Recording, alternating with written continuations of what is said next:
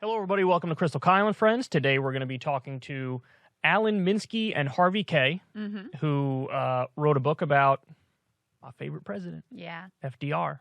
Yeah, and they also have a very constructive critique of progressives. So they have both the sort of like the actual critique and also some suggestions for how they could do better in terms of persuading the American people and putting forward an economic agenda that would actually benefit the American people too. They did a video with the Gravel Institute, and I think I may have covered it on my show, where it's titled something like "The Greatest Speech Ever Given." Most radical speech? Most radical speech ever given by an American president.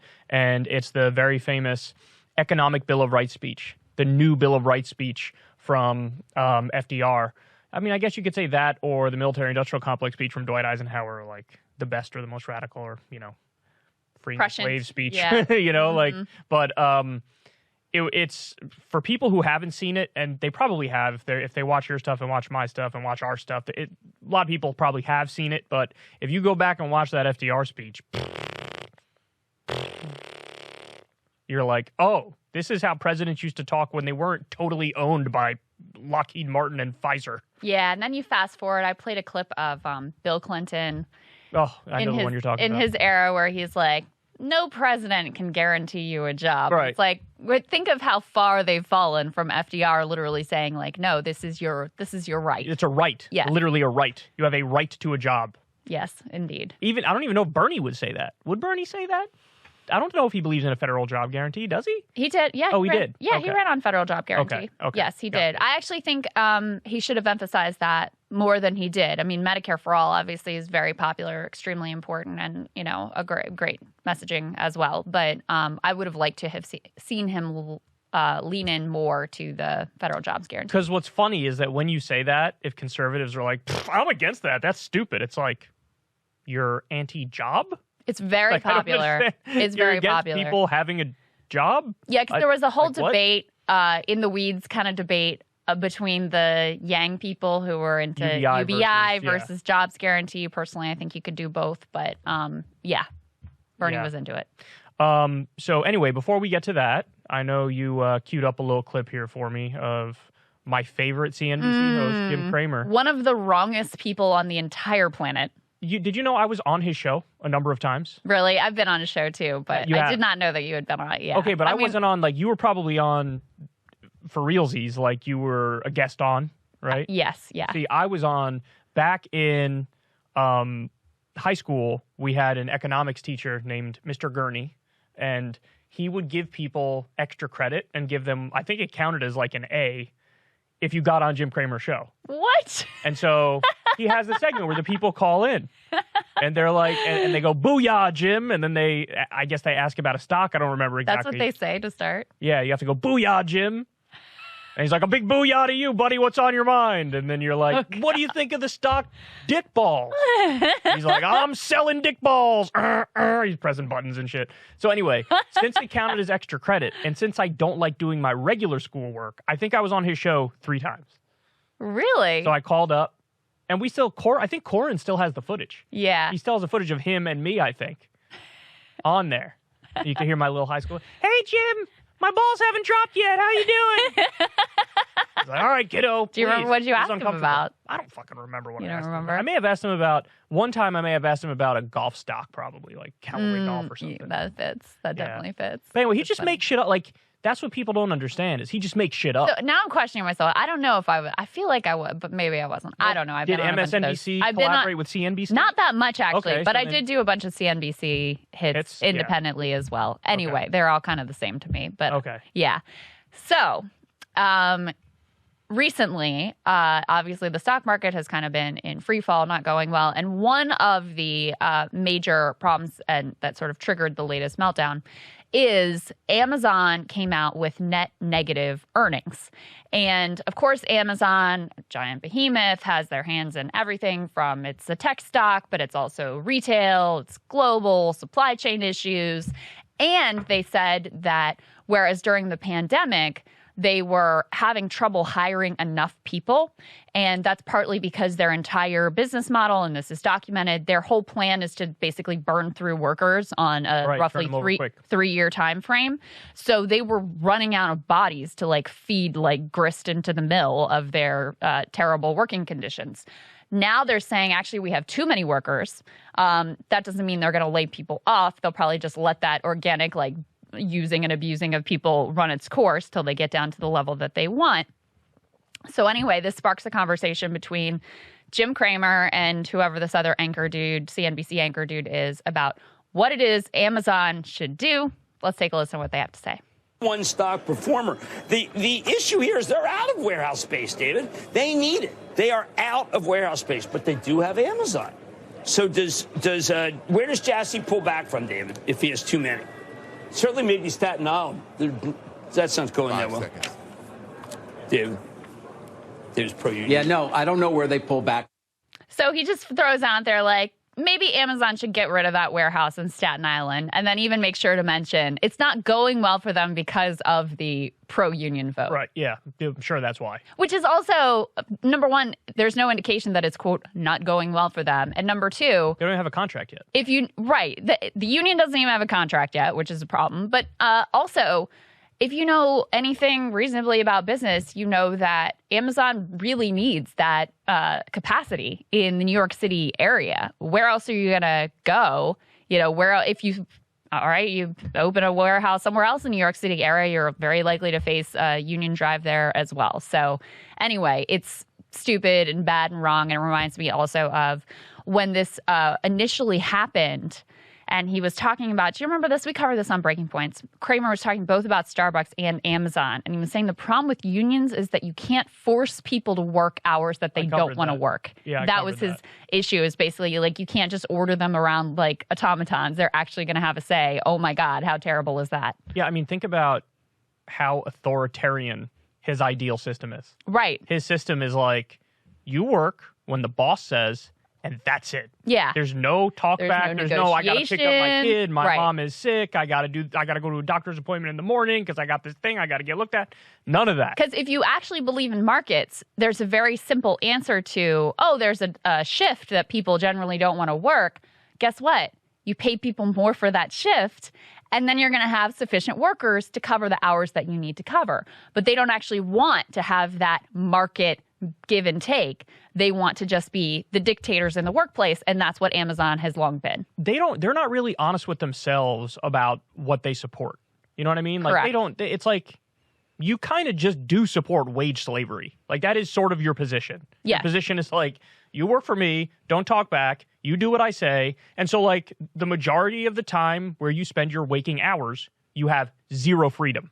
You know, and then in the next breath, and this is what pisses me off to no end about these sorts of people.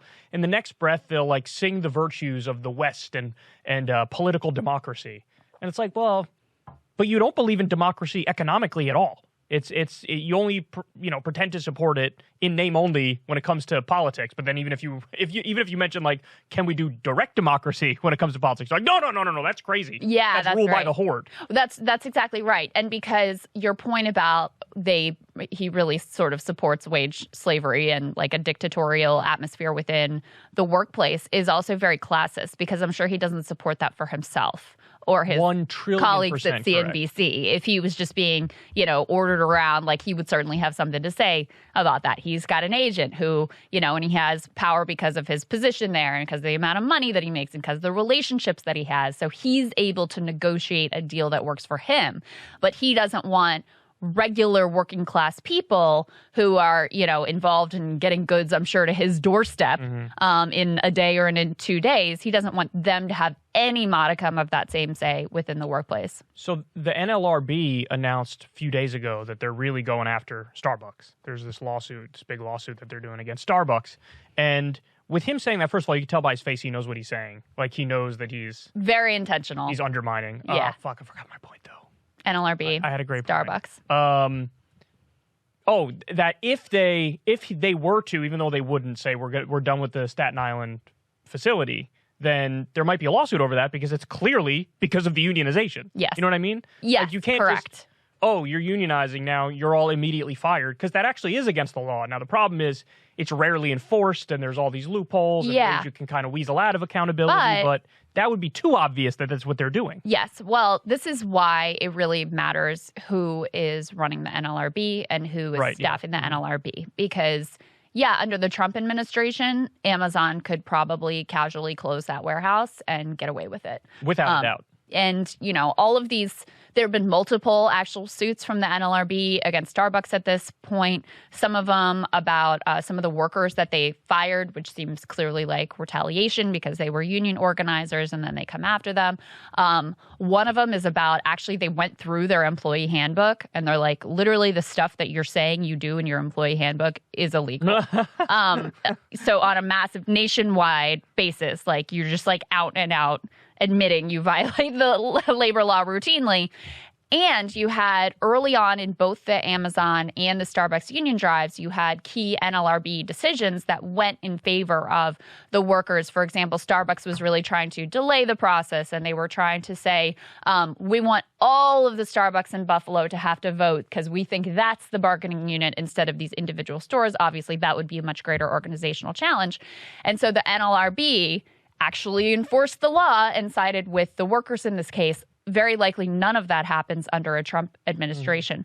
So, yes, right now with Biden in the White House and an NLRB that has actually been, neutral, and neutral means siding with the workers in these instances where the corporations are violating the law, it is very likely that under Biden, Amazon, probably could not get away with that, or at least they feel like it would be much more difficult to just close this warehouse. And I also think from a business perspective, I don't think they have the luxury of doing that.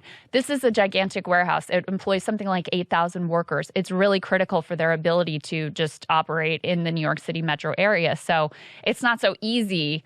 The one in Bessemer, they could probably close and figure out some other town that's economically distressed that they could move to if they wanted to.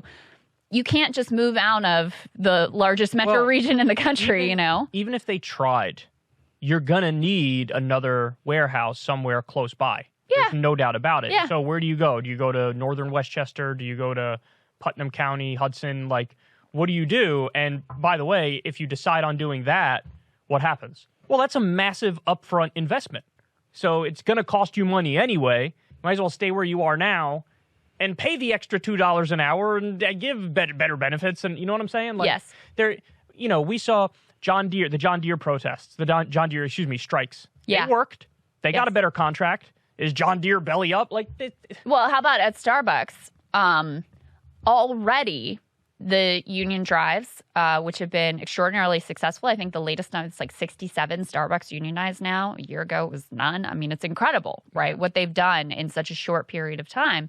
And Howard Schultz, the founder, has been brought back in as CEO. They're doubling down on union busting. But one of the things that they did is they said, fine, we're going to raise pay and benefits for everybody across the board, except the union members. But they're trying to argue, on the one hand, that voting to join a union isn't going to help you. You might end up with less pay. You might end up with less benefits. At the same time that they're saying, totally not related to that, we're going to lift your pay. Amazon did the same thing. So already just the threat of these union drives is actually improving conditions for workers across the board. But will people piece that together? I don't know. I mean, literally the only reason you're getting this is because of the threat of a union. Yes. I don't know. I mean, I think that it is a very different moment for workers, though, which is why you see so many Starbucks filing for elections, like over 250 or something now across the country that have filed for union elections. It's incredible. Chris Small says that every single Amazon warehouse in the country has reached out to him at this point about organizing. So I do think there is a different... People are seeing through some of the anti-union rhetoric at this point. Well, that's a good thing. To bring it back to Cramer, he not only is he clearly vicious and anti-worker, and he always sides with management, and he wants to, punish people who don't obey. Mm-hmm. But this is also a guy, just so you understand, who's perpetually wrong about everything. Correct. It is astonishing how wrong. The only person who holds a candle to him is Bill Krystal, who's also been, he has just a litany remarkably wrong, dead wrong predictions about everything. Jon Stewart really dressed him down because leading up to the subprime mortgage crisis and the Great Recession, he was out on his show and he was saying very famously, buy Bear Stearns. Was it Bear Stearns or Lehman Brothers? Whichever one actually went under, or did they both go under? Lehman. Okay. Well, I think they did both go under. I think they both went under too. But he was out there in the weeks leading up to it where he's literally telling people, buy it. You want to buy it now because it's going to go up a lot. And then he lied about it afterwards. Like, I never said that. And then Jon Stewart trotted out the clip and was like, here's you saying that. And this is supposed to be, CNBC is supposed to be like the financial business expert news channel where they tell you everything that's going on. Like I love my mom, but my mom watches CNBC and looks at the ticker at the bottom of the screen and listens to them talk and thinks that these are... I think you should consider that a personal failure on your part. I do. Because these are people who, they got their nice suits on and they're talking in a professional way. And it's like, it's the kabuki theater of seriousness and intelligence. But then if you actually hold what they predict and what they say up against what happens, not only are they wrong, they're catastrophically wrong because their whole job is to just be a propaganda arm of big business in America and the financial institutions. Well, and it's not even separate. Like, that's who their guests are. They bring them on joining us now to do their propaganda. Head of XYZ and they Bank, don't push back head on of them. XYZ Corporation. Right. I mean, they just bring them on it's like when propagandize. It's like when you bring on, a retired general who's now on the payroll of Raytheon to tell you that war is necessary in Syria and we got to go in there. Yes. That's the equivalent of that, just on the business side of stuff. And so, I honestly think this might be a little bit of a stretch. I'll just say it's a tie between how bad the impact on the country is with Fox News and with CNBC.